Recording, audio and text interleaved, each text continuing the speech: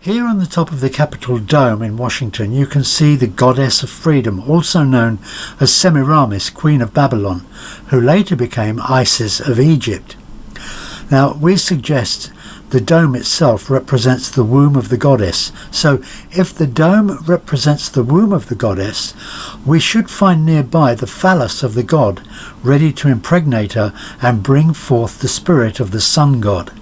And we most certainly do. Facing the dome is the phallus of the sun god, the Washington Monument. During his research for his amazing book, Apollyon Rising 2012, which actually hit #1 in the book charts the day of its release, Dr. Tom Horn travelled to Washington DC, where he met with Masons at the House of the Temple, the headquarters of the Supreme Council of the Scottish Rite. Horn says these men were very cordial and mostly responsive to his questions. They even confirmed his understanding of the influence of Freemasonry in American history. It was only when he pressed one of them about a ritual called the raising ceremony, the raising of Osiris from the dead, it's also known as, which is conducted in the temple room on the 3rd floor of the building. It's only then that these Masons became evasive and visibly uncomfortable. The reason for this, according to Dr. Horn, is that in addition to the raising ceremony being conducted when members reach the 33rd degree of Scottish Rite Freemasonry, this strange ceremony is performed without public knowledge in this very temple room at the inauguration of every United States president. Why is that? Because deep esoteric meaning behind Egyptian and Rosicrucian magic that was incorporated into the rites and rituals of Freemasonry hold that the spirit of Osiris can be raised from the underworld and installed, for want of a better term, in the reigning king or president. According to Tom Horn, this is why the US Capitol Dome is laid out so as to face the obelisk, the phallus of the sun god, known as the Washington Monument. An interesting point regarding the obelisk in Washington, the Washington Monument. The column is 6,666 inches high, and each side is 666 inches long. Now, obviously, this cannot be an accident, because we remember that the Antichrist's number in the Bible is 666. Well, folks, now for the new news, this blasphemous news. A new monument is on its way to the National Mall. It's not going to be permanent, but it is nonetheless blasphemous.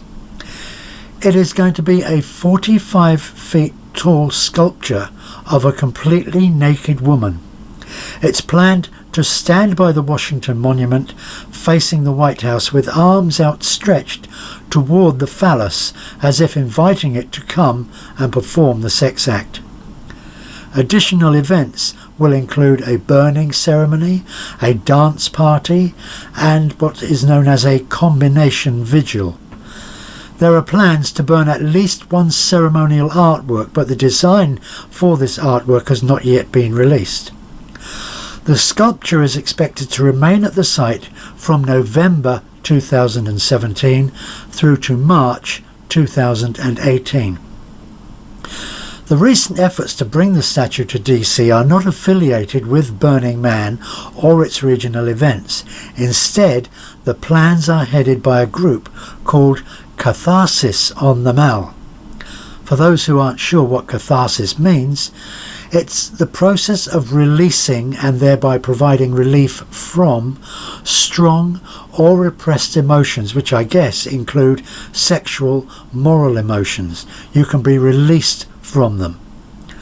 It's also interesting to note that this celebration, which has nothing to do with Christianity or politics, but is pagan, it's due to take place on November the 9th, the anniversary to the very day of the election of US President Donald Trump.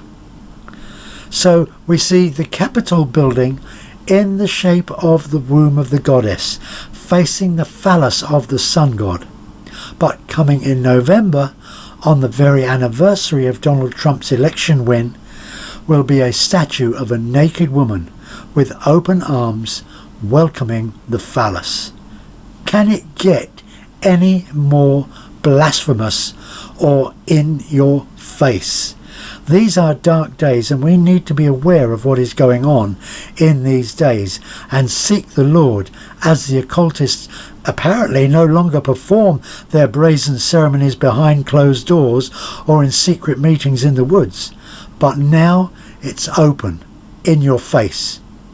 Please pray about and against this blasphemous plan to bring this event to Washington in November.